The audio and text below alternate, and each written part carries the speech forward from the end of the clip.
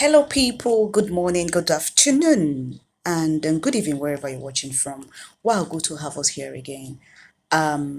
So today I'm going to be continuing from my last video. I spoke about Nebuchadnezzar, but I didn't really deliberate on it, and God wanted me to deliberate on on the story of Nebuchadnezzar. Nebuchadnezzar was a man God blessed so much. He had everything. When you read the book of Daniel 4, chapter 4, you will see all about Nebuchadnezzar and his. But a time came, he had a dream, and and this dream troubled him. He called all the magicians, called all the astrologers, what you can think of, to come and interpret the dream. But nobody could interpret this dream except Daniel. And when Daniel came, interpreted the dream to him, and instead of Nebuchadnezzar to feel, remorse for all he has done, he said immediately, and he said, how can, and and he said something. He said that he immediately said no, that the kingdom he built for him, he had this will I call it, I'm trying to look for the word now.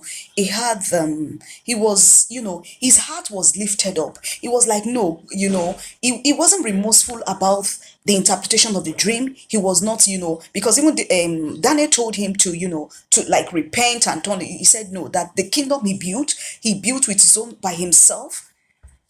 And immediately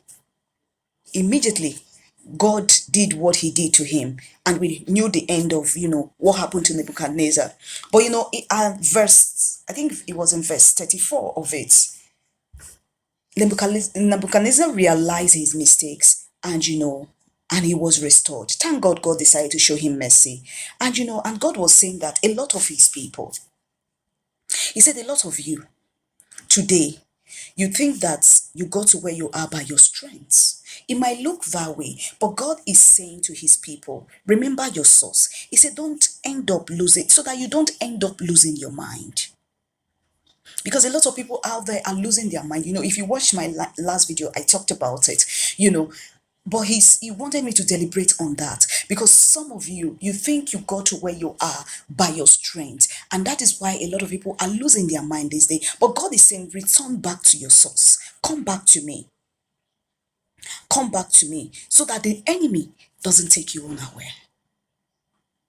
I hope we understand, and I hope somebody will make up his or her mind today to return back to his source, so that you don't end up losing your mind, so that the enemy doesn't take you unaware.